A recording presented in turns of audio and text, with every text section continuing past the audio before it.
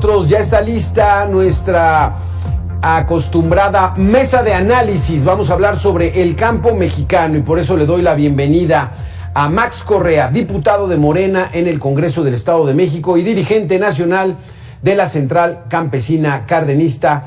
Max, me da muchísimo gusto que estés con nosotros. Claro, muchísimas gracias por la oportunidad. Max, hemos abordado este tema aquí en Mega Noticias de la situación del campo. Nos interesa saber cómo se encuentra, que la gente sepa cómo nos encontramos en esa dinámica. Parece que el balance es positivo. ¿Coincides con esto, con este denominador común que hemos encontrado? ¿Nos está yendo bien en el campo? Bueno, tenemos dos campos en nuestro país. Un campo muy exitoso que se ha dedicado a las agroexportaciones y que le ha permitido a nuestro país como nación pues tener una balanza superavitaria a partir del Tratado de Libre Comercio de América del Norte y ahora con su reedición con el TEMEC. En el 2020 la balanza fue récord con Estados Unidos de poco más de 14 mil millones de dólares, lo que representa un incremento del 32% respecto al 19, pero así ha ido incrementando el superávit para México, favorable para México en la balanza comercial. Ha llegado a ocupar prácticamente ya en 29 años de libre comercio, 32 mil millones de dólares de exportaciones y 27 mil millones de dólares de importaciones. Es decir, la balanza agropecuaria, agroalimentaria es positiva para México. Sin embargo, también tenemos un campo dedicado a la agricultura familiar, no a las agroexportaciones, donde lamentablemente pues ahí todavía tenemos rezagos importantes y es precisamente donde está trabajando desde nuestro punto de vista el gobierno de México, focalizando apoyos a la agricultura minifundista, a la agricultura familiar, que se dedica más a la producción de autoconsumo, sí, o a veces para los mercados regionales. Max, una pregunta. Sí. En números cerrados son 5 millones de mexicanos los que se dedican al campo, ¿así es? Alrededor de 5 millones. De estos, ¿cuántos están dedicados a la agroexportación? ¿Qué porcentaje? Es la mínima parte. Son agroempresarios que pues no representarán más de 2,000, 3,000 agroempresarios, aunque muchos de ellos están de alguna manera engarzados a la producción de medianos y de pequeños productores, y muchos de ellos trabajadores agrícolas, jornaleros agrícolas, que lo que aportan en toda esta cadena de valor pues es su fuerza de trabajo. Pero en sí los titulares de estas agroempresas, que son las que pues facturan todo este récord de agroexportaciones, es un número pequeño, sí, de agroexportadores. Pero entonces con esto no hay justicia en el campo. ¿Consideras que hay una injusticia en el campo y entonces no deberíamos seguir con esta dinámica de libre comercio? Yo pienso que puede ser más justo si se busca aplicar una política agropecuaria en México con los principios que promueve el presidente Andrés Manuel López Obrador. ¿Cuáles son en estos? este caso, por el bien de todos, primero los pobres en el campo. Ajá. Y toda vez que a veces estas ganancias de este valor importante de agroexportaciones no se reparten, no se socializan entre la población rural de nuestro México, pues tenemos que muchos jóvenes pues se ven obligados a emigrar hacia Estados Unidos o Canadá, o a veces lo peor, a inscribirse en las actividades delictivas. Por eso es importante, desde nuestro punto de vista, invertir más en el minifundio invertir más en la agricultura familiar y establecer mayor encadenamiento con estas agroempresas tractoras vinculadas al mercado de agroexportación. Y el mercado interno, Max, ¿por qué no atienden ellos el autoconsumo? En autosuficiencia también andamos bajo las reglas del Tratado de Libre Comercio. El grano, por ejemplo, lo importamos, las hortalizas se las mandamos a Estados Unidos, pero entonces estás considerando que qué apoyo hay que darles entonces a estos campesinos que están en pobreza. Claro. Bueno, además creo que es importante hacer una política de sustitución de importaciones de granos. Y eso se puede lograr si le damos mayor potencial, mayor enfoque con agroecología para la producción de maíces nativos, de granos que requiere nuestro país. Y México lo ha demostrado, lo ha acreditado, que puede ser también autosuficiente. La FAO considera que un país tiene seguridad alimentaria cuando solamente depende de las importaciones en un 25%. Y en algunos granos y oleaginosas, México está siendo peligrosamente dependiente, ¿verdad? Esa parte sí debe ser un foco que nos llame la atención para todos los que estamos comprometidos con el sector agropecuario, ¿verdad? Y bueno, aquí el llamado es a que reformulemos en este segundo tramo del sexenio del presidente López Obrador la política y el trato hacia el campo para poder todavía profundizar más la producción nacional de granos, particularmente de maíz, de oleaginosas, que también son insumos pues para la cadena productiva de aves, de bovinos y de ovinos. Pero en términos de las cuentas nacionales, el balance es favorable para el sector agroalimentario. Qué bueno. Entonces tendríamos también que inventar una nueva forma de medir si nos está yendo bien o mal en el campo mexicano, y no solamente a partir de las agroexportaciones. Desde ese punto de vista, viva el TEMEC, pero desde el punto de vista de la redistribución de esa riqueza generada sobre las espaldas de los jornaleros agrícolas y los pequeños agricultores, tendríamos que todavía hacer mucho. Hay un tramo por recorrer, pero el balance se reparta más equitativamente en el sector agroalimentario. Pero en el balance nos das una buena noticia, Max. En general está bien el campo, al menos no en crisis, no en problemas. Vamos a darle la bienvenida a Marco Antonio Salas, secretario de Coalición de Organizaciones Democráticas Urbanas y Campesinas. Marco Antonio, ¿qué tal? ¿Cómo estás?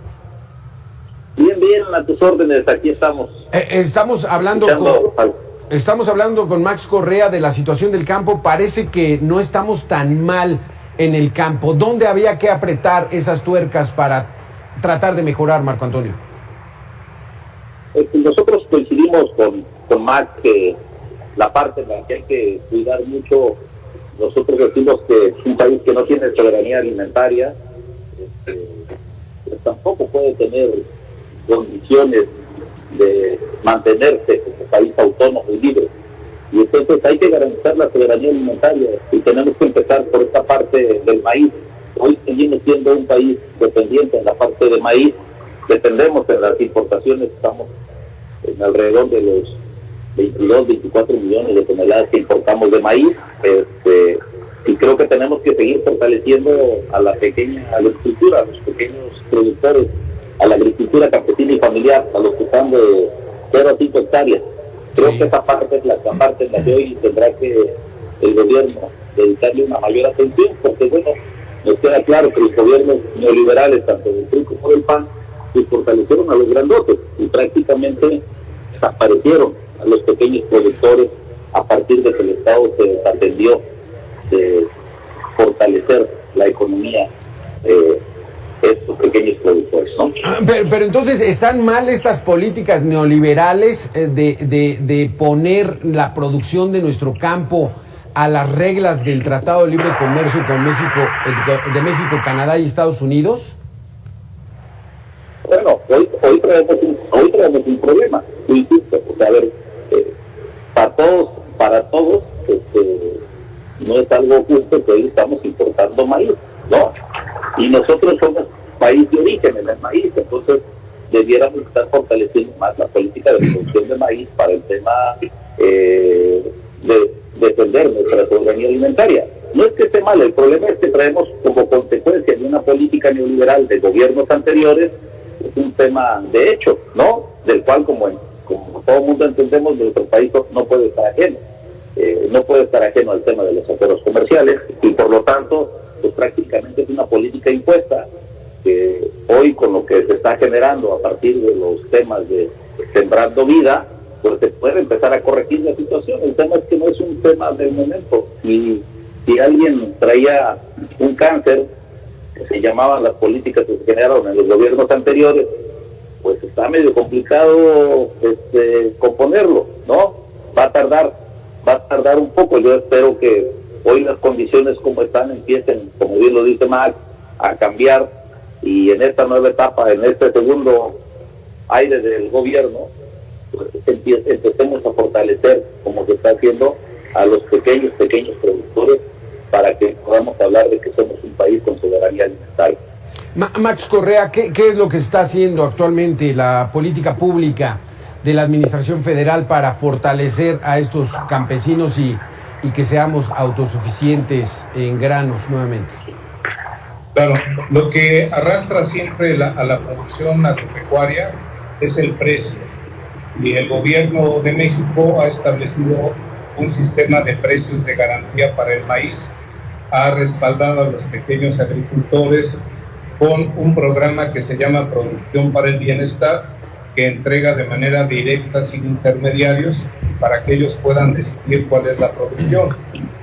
Sin embargo, hace falta detonar el crédito, hace falta fortalecer la agroecología con asistencia técnica, que no sea la tradicional asistencia técnica de la revolución verde, intensiva en fertilizantes, pesticidas, sino en agrotecnologías amigables con el ambiente. Eso es lo que nos hace falta. El campesino, el productor, reacciona de inmediato cuando hay buenos precios. Y a veces el mercado también ofrece buenos precios. Hoy, por ejemplo, los maíces nativos que se producen en el estado de México, acabo de estar con compañeros de Atlacomulco que están exportando maíz negro o azul hacia Estados Unidos con un sobreprecio muy importante. Por eso es importante también cuidar nuestros maíces nativos. Ya hay una ley para el fomento y la protección de maíces nativos y en el Estado de México estamos procesando una ley para el fomento y protección de los maíces nativos. Hay que invertir más en el minifundio, en la agricultura familiar y desde luego también acercar más el estímulo para el mercado regional.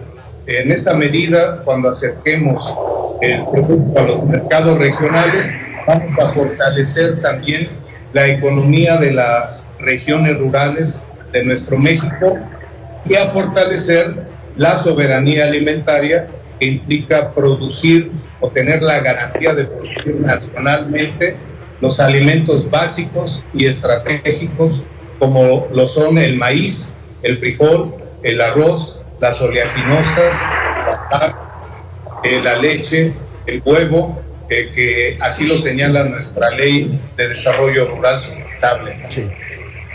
Yo le hago el llamado respetuoso a nuestro presidente Andrés Manuel López Obrador para que en el segundo tramo de su gobierno focalicemos más, impulsemos más el rescate de nuestra soberanía alimentaria. Porque habla poco, ¿verdad, Max? Porque habla poco el presidente del campo. ¿A qué se atribuye esto? ¿Porque va marchando bien? ¿Porque esa mejoría la lograron otros y no él? ¿O porque hay otros problemas? Creo que el presidente se ha propuesto en su primera mitad de gobierno sacar adelante los proyectos regionales los megaproyectos regionales como la refinería, el Tren Maya, el aeropuerto Felipe Ángeles, el sistema aeroportuario metropolitano, que nos va a dar una ventaja competitiva muy importante en las agroexportaciones, el corredor transísmico, y creo que eso era importante sacarlo en su primera etapa. En la segunda etapa de gobierno, creo que están sentadas las condiciones para que, liberado el presupuesto, toda vez que ya no se va a requerir más inversión del recurso público en estos megaproyectos que ya van a funcionar, por ejemplo, el aeropuerto Felipe Ángeles a partir del 21 de marzo próximo, habrá recursos liberados para poder invertir en algo que también es muy estratégico, que es la soberanía agroalimentaria, sí, con maíces nativos, sin transgénicos y con campesinas y campesinos, y desde luego también con programas sociales para la salud, el empleo en el campo, el salario mínimo se ha favorecido, en fin, hay una base de sustentación que nos puede permitir dar el siguiente paso. Y por otro lado, la agricultura comercial dedicada a la agroexportación, pues no le ha ido mal, le ha ido muy bien. La renegociación del TEMEC le ha garantizado a estos consorcios, a estas empresas, muchas de ellas transnacionales, les ha garantizado un ambiente de certeza económica y jurídica para sus inversiones y para seguir favoreciendo la balanza agroalimentaria, sí, en nuestra relación comercial con Estados Unidos y Canadá. Perfecto. Marco Antonio, un último punto de vista. ¿Qué hay que hacer entonces? Estamos pasando ya la mitad de la primera mitad de la administración federal. Ya viene la segunda, como dice Max Correa, a lo mejor ya algunos de los programas prioritarios del gobierno pues ya habrán estado establecidos, habrá recursos. ¿Qué hay que hacer con relación al campo? Pues mira, como nosotros decimos, tenemos años en la calle generando condiciones para reclamar al gobierno que la política pública se oriente a los más amolados en este país. Yo creo que hoy el gobierno tiene que asumir esta parte como la lucha que nosotros hemos venido generando durante muchos años. Hay que generar y fortalecer la comercialización de los pequeños productores para cuidar el ingreso a las cosechas, ¿no? Creo que tenemos que lograr sacar del atraso de la pobreza a los pequeños productores en este país, porque eso le puede generar estabilidad al campo, le puede dar condiciones distintas para que los pequeños productores puedan convertirse en una parte atractiva. Siempre el problema del campo ha sido la rentabilidad, y la rentabilidad tiene que ver con tres cosas. Una de ellas tiene que ver con la comercialización de sus productos, ¿no? Y la segunda, que tiene que ver con el tema del crédito, y la otra, pues es que se han generado luego en el campo también una serie de conflictos, ¿no? Que tienen que ver a veces con el tema de la regularización de la tierra, de la tenencia de la tierra. Creo que esa parte de ese proceso de la regularización de la tenencia de la tierra hay que fortalecerlo, hay que generar condiciones para que los productores no estén pensando en cuándo les va a llegar su certificado de derechos agrarios, ¿no? Esta parte servirá con toda seguridad para el fortalecimiento de figuras económicas, pero también para el acceso directo al crédito. Exacto. Pues muchísimas gracias, Marco Antonio. Muchísimas gracias, Max Correa. Lo que el ideal sería que nuestros campesinos pues fueran ricos, o sea, que esa producción les diera muy buenas ganancias para que pudieran utilizar mejor tecnología, mejores insumos, y que ya nos quitáramos con ese pendiente del campo. ¿Es así, no, Max? Sí, creo que la segunda etapa de la cuarta transformación va a hacer justicia a los campesinos con una mejor redistribución de la riqueza y de las ganancias. Perfecto. Pero sin abandonar que nosotros tenemos raíces, identidades que nos llevan al hecho de que en México lo que rifa, por así decirlo, es el minifundio, la agricultura familiar.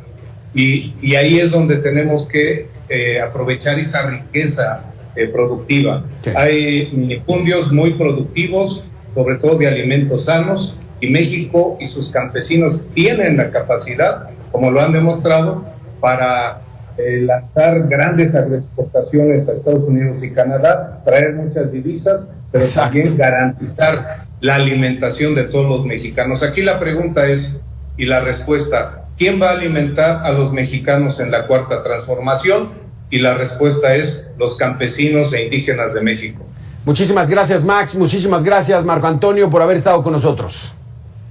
Saludos, Marco. Estar ahí en tu auditorio. Saludos.